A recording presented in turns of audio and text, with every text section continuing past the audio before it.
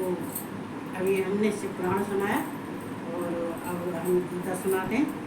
तो मैं सबको जो है गीता के कहते हैं कि भगवान की शरण में जाने से सद्गति देते हैं, ज्ञान मिलता है, हमें गीता से ज्ञान मिलता है। तो पहले भगवान को याद करते हैं, भगवान का आवाहन करते हैं। ओम श्री कृष्णाय नमः, ओम वासुदेवाय नमः, ओम राधे वल्लभाय नमः, ओम परमात्मने नमः।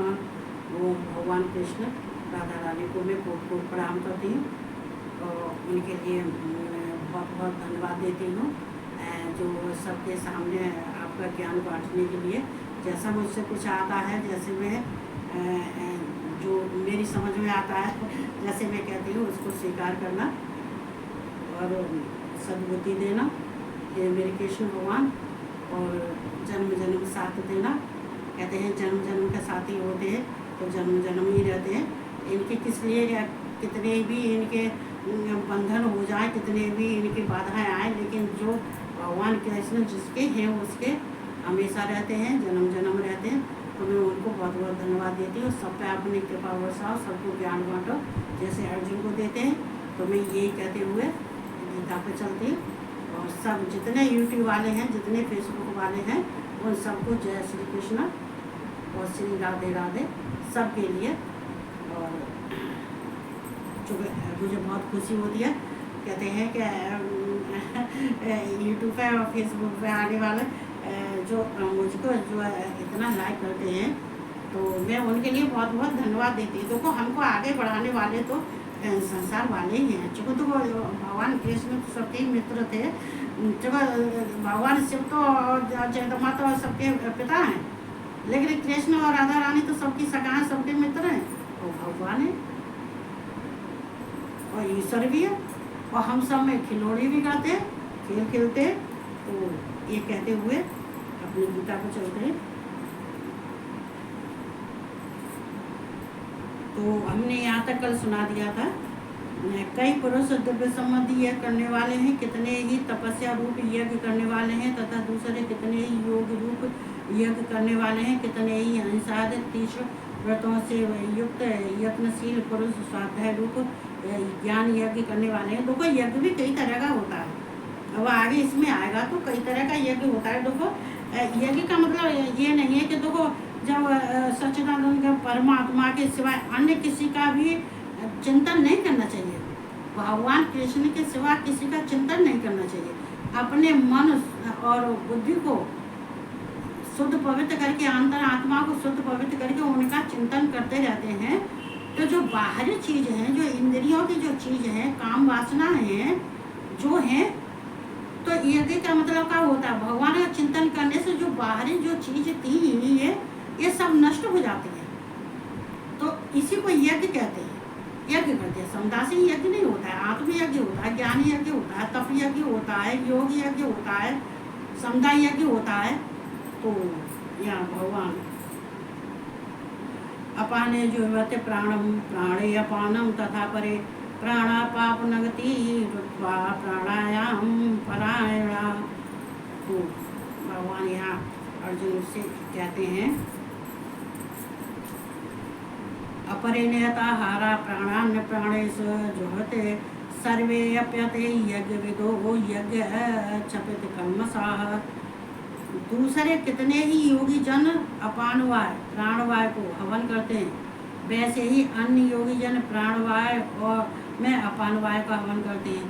तथा अन्य कितने ही नियमित आहार करने वाले प्राणायाम परायण पुरुष प्राण और अपान की गति को रोककर प्राणों को प्राणों में ही हवन किया करते हैं। ये सभी साधक यज्ञ द्वारा पापों का नाश कर देने वाले और यज्ञों को जानने वाले हैं। तो ये प्राणवाय होता है, अपानवाय होता है, इनको मैं वैसे भी समझाती रहती हूँ।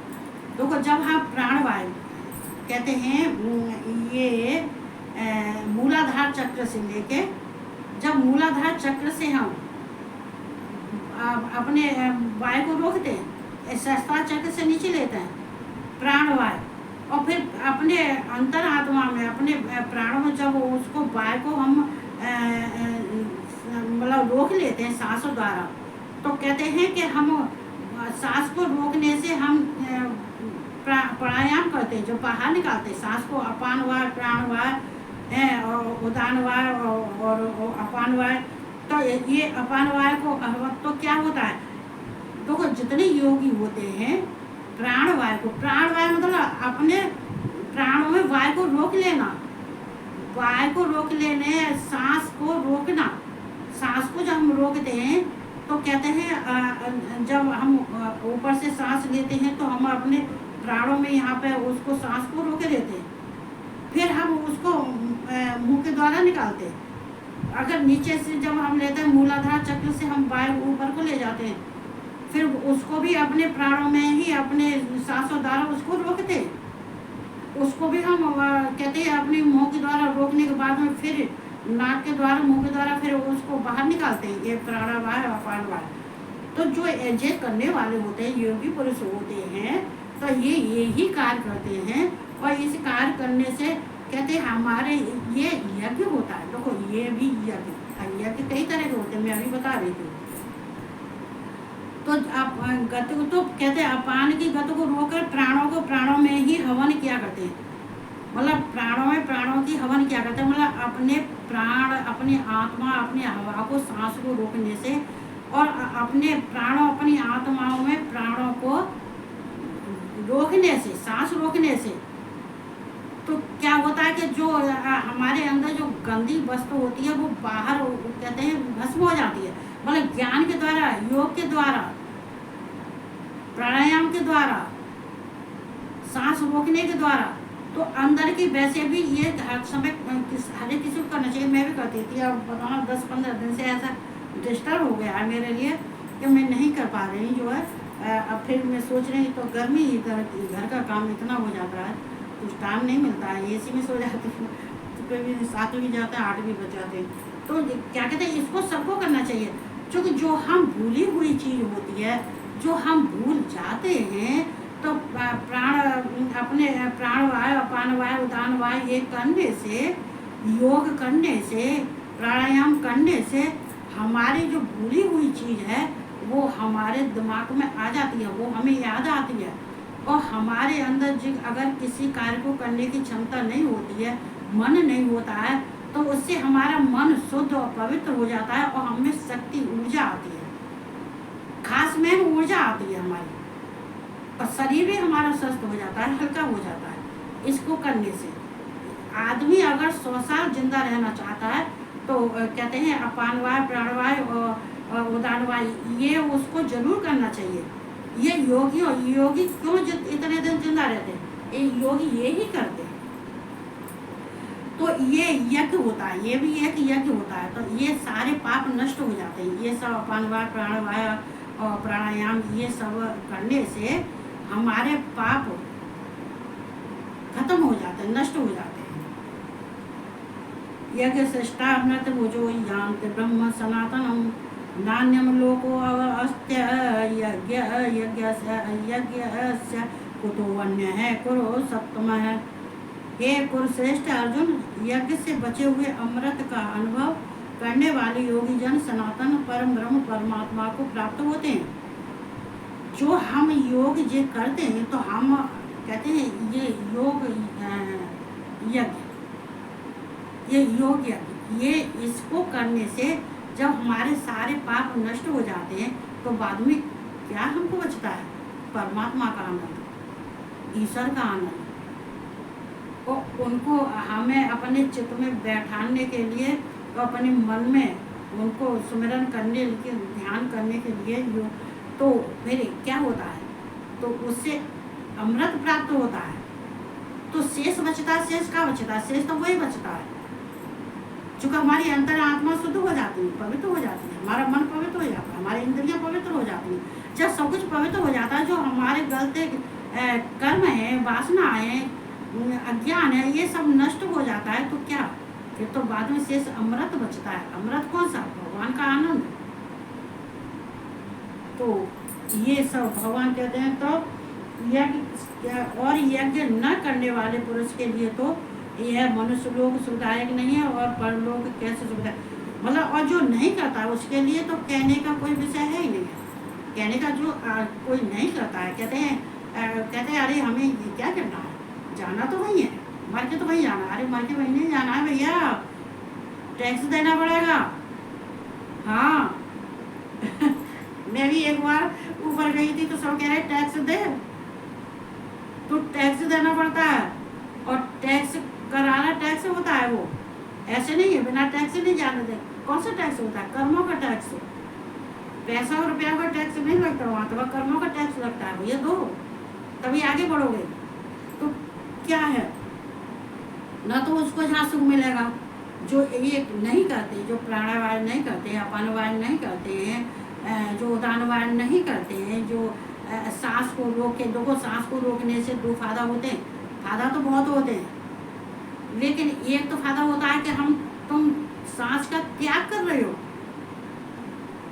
त्याग सबसे बड़ा बलिदान क्या होता है? त्याग। जब हम सांस रोकते हैं उतनी देर के लिए, जिसको सांस नहीं आ रही है, जिसको सांस की प्रॉब्लम है, तो हमारी सांस उसके काम आ रही है, हमने त्याग कर दिया उस सांस को रोक के। जो हमारे शरीर से जो चीज निकल गई उसका हमने त्याग कर दिया, तो सांस रोकने से तो उसको यहाँ तो सुकून नहीं मिलता है। ऐसे लोगों को जो नहीं करते हैं, जो काम वासना में फंसे रहते हैं, बुरे विचारों बुरे व्यसनों में फंसे रहते हैं, ये नहीं करते, तो यहाँ तो उनको सुख नहीं मिलेगा, और परलोक में भी उनको न सुख मिलेगा न मोक्ष मिलेगा। तो ये अर्जुन, तू किसी की नकल मत कर। भगवान कृष्ण बहुत समझाते हैं, तो ज्ञान लेना चाहिए उनसे। तो ज्ञान ही ऐसी बात नहीं है, ज्ञान की बात करते हैं। एवं बहु विद्या यज्ञ तथा ब्रह्मणो मुखे कर्म जानो वद तां सर्वनियमं ज्ञात्वा विमोच्यसे। इसी प्रकार और भी बहुत तरह के यज्ञ वेद के वाणी में विस्तार से कहे गए हैं। उन सबको तू मन, इंद्रिय और शरीर की क्रिया द्वारा संपन्न होने वाले जान। मतलब और भी देखो, वेदों के द्वारा जो किए जाते हैं, जो वेद मंत्र होते हैं, जो वेदों के द्वारा उपचार कहते उपदेश दिया जाता है, और जो कहते हैं इसके अलावा और भी हैं। देखो ये प्राणायाम और ये सब नहीं है, जो हमारे वेदों की, वेद कहते हैं कि अपन जिसके वाणी में वेद हो, तो वो असली ब्राह्मण है, विद्वान है, ऋषि है। तो तू मन, इंद्रिय और शरीर की क्रिया द्वारा संपन्न होने वाले जान।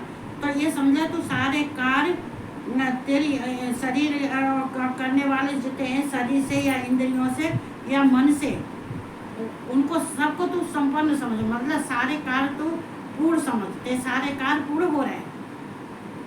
इस प्रकार तत्व से जानकर उनके अनुष्ठान द्वारा तू कर्म बंधन से सर्वथा मुक्त हो जाता है। अगर तू उनको इन सब जो योग हैं, तो ये कहाँ ले जाए, कहाँ पानी भर गया इसलिए खाली करना। तो वहाँ छत पर डाल दे, कहाँ ले जाए।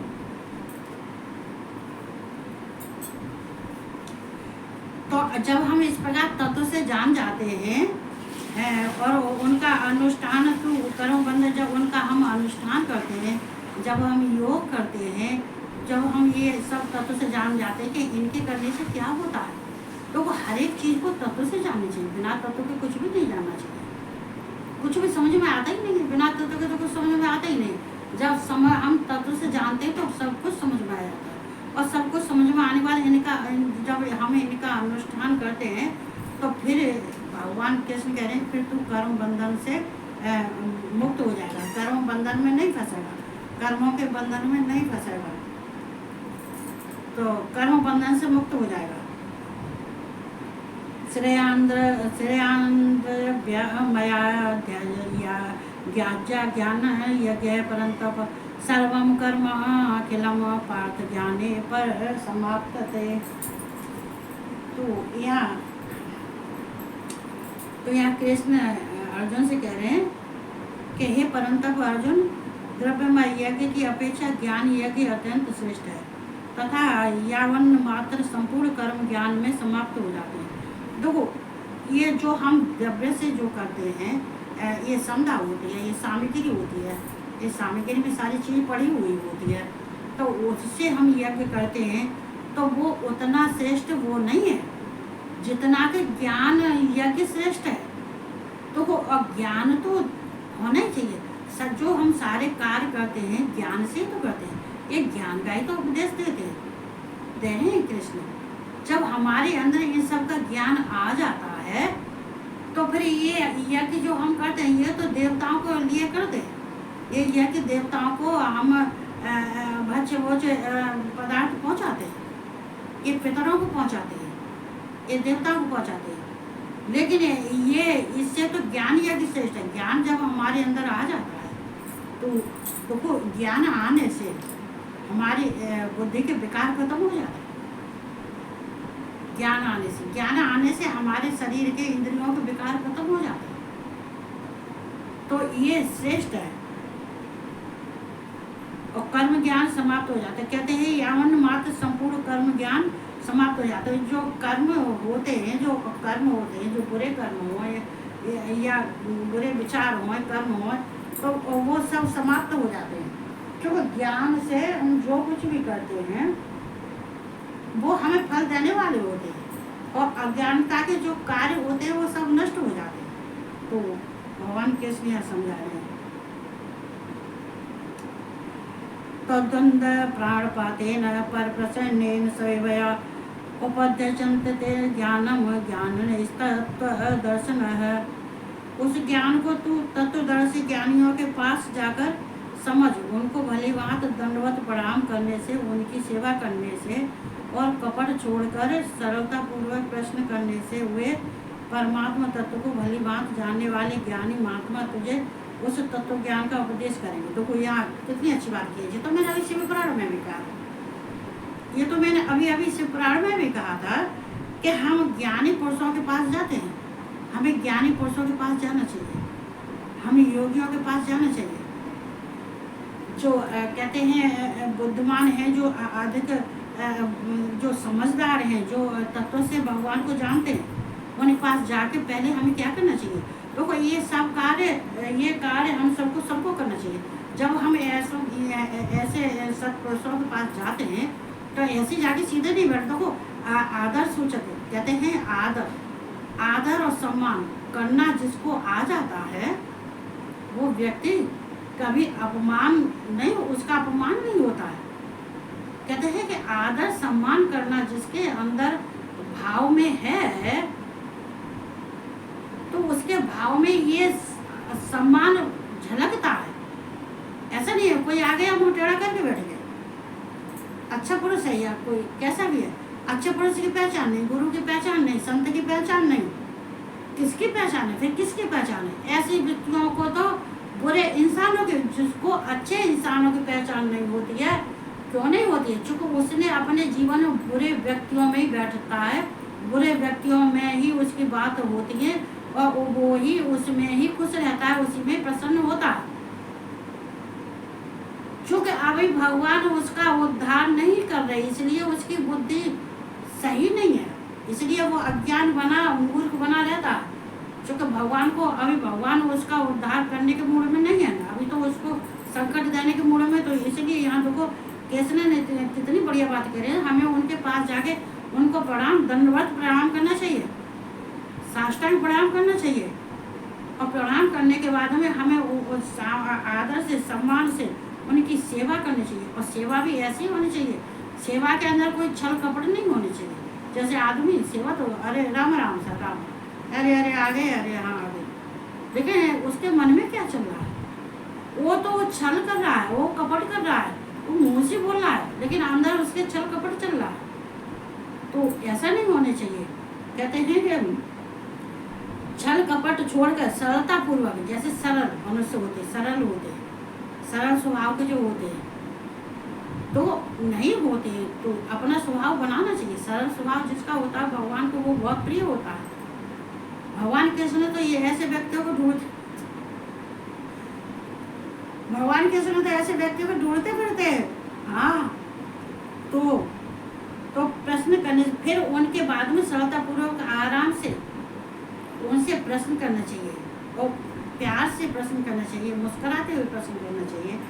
तो परमात्मा को भली भांति जानने वाले ज्ञानी महात्मा तुझे तत्व ज्ञान का उपदेश, तो वो तुझको ज्ञान का तुझे कहते हैं वो तत्व से वो जानने वाले जो योगी पुरुष हैं, सिद्ध पुरुष हैं, तो वो तुझे ज्ञान देंगे। इसलिए तू ऐसे ज्ञानियों के पास जा और बैठ, वो आराम से पहले दंडवत करना और फिर सरलता से प्रश्न पूछना और सरल स्वभाव होके ही बैठना, कोई कपट छल लेके नहीं बैठना।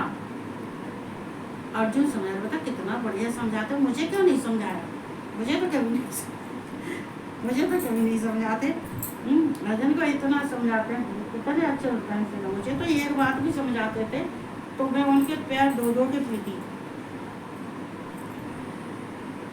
यज्ञत्वा न पुनर्मोहमेवं यास्य पांडव येन भूतान्य शेषेण मनन्तो मैं। जिसको जानकर फिर तू इस प्रकार मोह को नहीं प्राप्त होगा। देखो यहाँ का देखो, द्रच्य स्यात् मन्यथो मैं, मन्यथो मन। अगर तू जिस ज्ञान के द्वारा तू संपूर्ण, देखो भगवान शिव, भगवान कृष्ण जो उनको ज्ञान दे रहे हैं, कहते हैं कि देखो मुझे सच्चिदानंद अगर परमात्मा में देखेगा और भूतों को शेष भाव से पहले अपने और अपने पीछे मुझे सच्चिदानंद भगवान परमात्मा को देखेगा। तो वो भगवान इसलिए कहते हैं कि तू पहले उनको देख, जिनका तू जैसा जिसको जानकर फिर तू इस प्रकार मोह को नहीं प्राप्त होगा। क्योंकि मुझे तो तू बाद में देखना, पहले ऐसे पुरुषों के पास जाएगा तब तेरा मोह नष्ट हो जाएगा, मोह खत्म हो जाएगा। क्योंकि ऐसे जो हमें ऐसे सिद्ध पुरुष मिलते हैं तो जो हमारे अंदर मोह, आसक्ति, क्रोध, कामना, वासना, ये सबका त्याग करवा देते, सबको छुड़ा देते। ऐसा ज्ञान देते हैं कि ये अपने आप स्वतः ही छूट जाते हैं। जिस ज्ञान के द्वारा तू संपूर्ण भूतों को निःशेष भाव से पहले अपने में और पीछे मुझे सच्चिदानंद घन परमात्मा में दिखेगा। जब तू जब यहाँ तक का आ जाएगा, यहाँ तक पहुँच जाएगा, जब सारा कुछ उनके द्वारा छूट जाएगा, तो फिर पीछे मुझे सच्चिदानंद घन परमात्मा, फिर मुझको तू देखना, फिर मैं ही दिखाई दूंगा। चूँकि उसको तो ज्ञान मिल चुका है, अर्जुन को तो ज्ञान मिल जाएगा। जब भगवान कृष्ण कह रहे हैं तो ऐसा के पास में जाके ज्ञान तो मिलेगा ही, अंधकार दूर होगा। कहते हैं अंधकार दूर होगा तो प्रकाश आएगा, प्रकाश आएगा तो हमारे अंदर ज्ञान भी बढ़ेगा।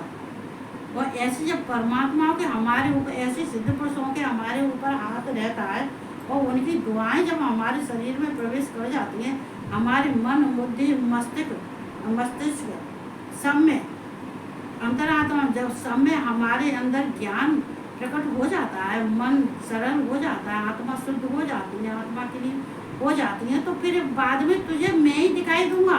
फिर तुझे देखने की जरूरत नहीं है, खुद ही मैं तुझे दिखूंगा। अपेक्षेदस्य पापेभ्यः सर्वेभ्यः पापकृतम् सर्वं ज्ञानं प्रलवेनैव व्रजनं संतर्ष्यस्य। यदि तू अन्य सब पापियों से भी अधिक पाप करने वाला है तो भी तू ज्ञान रूप नौका द्वारा निसंदेह संपूर्ण पाप समुद्र से भली भांति तर जाएगा। यदि तू अन्य सब पापियों से भी अधिक पाप करने वाला है, मतलब अगर तू ऐसों के पास रहेगा, ऐसों से ज्ञान लेगा, तो जब तू शुद्ध हो जाएगा और परमात्मा तेरे अंदर में, परमात्मा का वास हो जाएगा, जब मैं तेरे अंदर आत्मा में बस जाऊंगा, स्थित हो जाऊंगा, तो तू कितना भी पाप कर लेगा, कितना भी पाप कर लेगा, लेकिन तू पापी नहीं बनेगा। पाप नहीं, पाप तुझको पाप छू नहीं सकता ना, पाप करने वाला तुझको कोई कहेगा। तो अभी तू ज्ञान रूप नौका द्वारा संपूर्ण पाप समुद्र से भली भांति अपने ज्ञान से, जो ज्ञान रूपी नौका होती है, तो वो नौका क्या होती है? नाव होती है। नाव में अधर्मी होते हैं वही डूबते हैं, जो धर्मी होते हैं वो पार निकल जाते हैं। नाव हमको पार लगा देती है, तो ऐसे ज्ञान रूपी नौका तुझे पार लगा देगी, तुझे मुक्त कर देगी। जैसे समुद्र से नाव पार लगाती है, ऐसे ही तू भी भवसागर से तर जाएगा, और तू भी ज्ञान रूपी भवसागर से तर जाएगा, नौका से तर जाएगा। तो ये सब कुछ ये लागू है, एक के लिए नहीं। तो मैं इतना ही पढ़ूंगी। चूँकि ये आगे चलो एक श्लोक और बोल देती हूँ। यथैधांस समिद्धौ गर्वसं सात कुरुते अर्जुन ज्ञानाग्न सर्वकर्माणि भस्मसात् कुरुते तथा। क्योंकि हे अर्जुन, जैसे प्रज्वलित अग्नि ईंधनों को भस्म कर देता है, जैसे प्रज्वलित जो अग्नि जब जलती है तो क्या है, उसमें अगर तुम कितनी भी समुद्र डाल दो, जहाँ अग्नि जल रही है तो वो समुद्र तो नष्ट हो जाएगी। अगर जली जाए तो वो अग्नि क्या करती है, समुद्र को सबको जला देती है। वैसे ही ज्ञान रूप अग्नि संपूर्ण कर्मों को भस्मय कर देता है। वैसे ही जो ज्ञान होता नहीं है, जो ज्ञान होता है तो कहते हैं सारे कर्मों को अग्नि के रूप से भस्म कर देता है। जैसे समुद्र अग्नि समुद्र को जला देती है, वैसे ज्ञान रूप जो होता है तो वो जो अज्ञान रूप होता है, कर्म होते हैं, वो सारे भस्म कर देता है। जो हमारे इंद्रियाँ, मन, कर्म, बुद्धि, अहंकार जो कुछ भी है वो सब भस्म कर देते हैं। किससे? ज्ञान से। न हि ज्ञानेन सदृशं पवित्रमेव विद्यते तत्सं योग सदः कालेनात्मन् विद्यन्ते। इस संसार में ज्ञान के समान पवित्र करने वाला निसंदेह कुछ भी नहीं है। उस ज्ञान को कितने ही काल से कर्मयोग के द्वारा शुद्धांतकरण हुआ मनुष्य अपने आप ही आत्मा में पा लेता है। देखो इस संसार में ज्ञान के समान, देखो ज्ञान के समान तो ज्ञान भी देखो कई तरह का होना चाहिए। जैसे ज्ञान भी कई तरह होते हैं। देखो ज्ञान शुद्ध और पवित्र होना चाहिए। ज्ञान में कोई विकार नहीं होने चाहिए, ज्ञान में कोई शंका नहीं होनी चाहिए। अरे कि ज्ञानी तो है, ज्ञान तो ले लिया, लेकिन शंका साथ साथ चल रही है, वो शंका भी नहीं होनी चाहिए। ज्ञान में कोई चीज़ ऐसी नहीं होनी चाहिए, ऐसी वस्तु नहीं होनी चाहिए जिससे कि हमारे ज्ञान को ही नष्ट कर दे। तो ज्ञान पवित्र करने वाला, ज्ञान के समान पवित्र करने वाला निसंदेह कुछ भी नहीं होता। तो ज्ञान ऐसा शुद्ध पवित्र होता है तो इससे ज़्यादा श्रेष्ठ और कुछ नहीं है। कहते हैं आदमी कहीं पहुँचता है, कहाँ से? ज्ञान से ही तो पहुँचता है, ज्ञान और बुद्धि से ही तो पहुँचता है। कहते हैं कि ज्ञान कार्य करते हैं तो उस ज्ञान को कितने ही काल से कर्मयोग के द्वारा शुद्धांतकरण हुआ मनुष्य अपने आप ही आत्मा में पा लेता है। तो कहते हैं कितने योगी पुरुष हैं, कर्म योग। कहते हैं कितने कालों से जो मनुष्य कर्म करते चले आ रहे हैं, जो कर्म योगी हैं, कर्म करते चले आ रहे हैं, और वो कहते हैं अपने आत्मा को शुद्ध पवित्र कर लेते हैं। योगी तो यहाँ योगी कोई नहीं कहा जाएगा, मनुष्य होगा। मनुष्य योगी नहीं होते, मनुष्य ही योगी होते। लेकिन योगी जब होते हैं जब अपने योग से ये सारे कुकर्मों को भस्म कर देते हैं, ज्ञान के द्वारा अपनी आत्माओं का शुद्धिकरण कर लेते हैं, तब वह योग को प्राप्त होते हैं। और जो अपने शुद्ध पवित्र नहीं करते हैं तो वो योगी नहीं होते। योग कहना आसान नहीं है, और योग बनना आसान नहीं है, और योग समझना भी आसान नहीं है। क्योंकि योगी को जो साधारण मनुष्य होगा उसको योग की दृष्टि से नहीं देखता है। वो देखता है कोई भिखारी है, बैठा है, कोई क्या करे, ये मूर्ख बना बैठा है, उसको कुछ भी कह सकते हैं, उसको कहने के लिए कुछ भी लागू नहीं है। तो यहाँ आत्मा अपने आप ही आत्मा पा लेता है। मनुष्य जो भी हो अपने आत्मा में भी भगवान कृष्ण को पा लेता है, भगवान को पा लेता है। आत्मा भगवान कहाँ रहते हैं? हमारे आत्मा हो। तो ये आत्मा क्या है? परमात्मा। परमात्मा कहाँ है? आत्मा तो फिर जब अपने आत्मा को जान लेगा तो परमात्मा को जानने के लिए उसको कुछ ज़्यादा नहीं करना पड़ता है, उसको कोई मेहनत नहीं करनी पड़ती है, उसको कोई कर्म नहीं करना पड़ता है। क्यों नहीं करना पड़ता है? जो भगवान को तो उसने अपने आत्मा में बैठा लिया। परमात्मा आत्मा ही परमात्मा, आत्मा को तो परमात्मा ने जगह ले ली है आत्मा में। अब क्या करना? अब हम क्या जो भी सोचेंगे अच्छा ही सोचेंगे, जो करेंगे अच्छा ही करेंगे।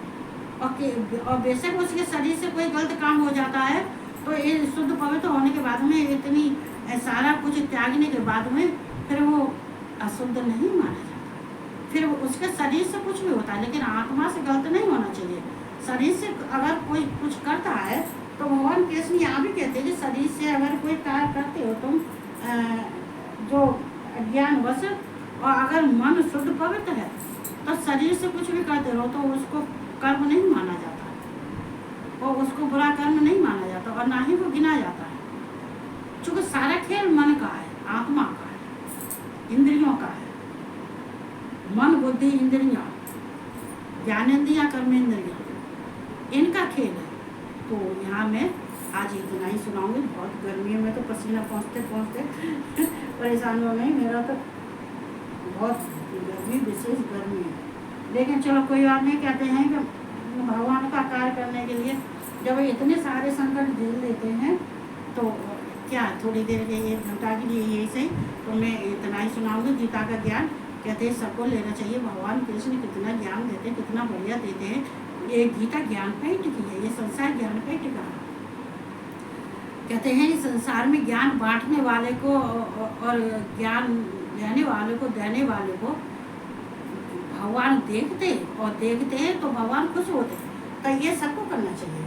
तो ये सब कहते हुए भी सब खुश रहो, आनंद से रहो, मस्त रहो, मग्न रहो, लेकिन भगवान कृष्ण को और भगवान शिव को छोड़ो मत ना, इनको सुमरते रहो। तो ये कहते हुए सब अच्छे से रहो। और अपने देखो फेसबुक और यूट्यूब दोनों चल रहा है मेरा, और भगवान ने चाहिए तो ये गीता की मैं जैसे पुराण हो जाएगा तो उपनिषद और वेद सहित और उपनिषद सहित मैं इनको सुनाऊंगी, और फिर टीकाकरण भी सुनाऊंगी मैं। तो कहते हैं बस भगवान की कृपा बनी रहे। कृष्ण की भगवान भोलेनाथ, ब्रह्मा विष्णु महेश, गुरुदेव, माँ, अपने माता पिता, अपने कहते हैं जितने हैं जो हमारे पितर हैं, पूर्वज हैं, बस उन सब के पहले नंबर हमें पूर्वज की कृपा हमारे ऊपर बरसती रहेगी। तो भगवान से कहीं जाने वाले नहीं है, मुझे छोड़ने वाले नहीं है। ये तो मेरी पूरी उम्मीद है, पूरी आशा है। तो मैं सबको ये कहते हुए सब लाइक करो, फेसबुक और यूट्यूब सब लाइक करो जो है। और मैं सबको बहुत बहुत धन्यवाद देती हूँ। और जय श्री कृष्ण। Good night.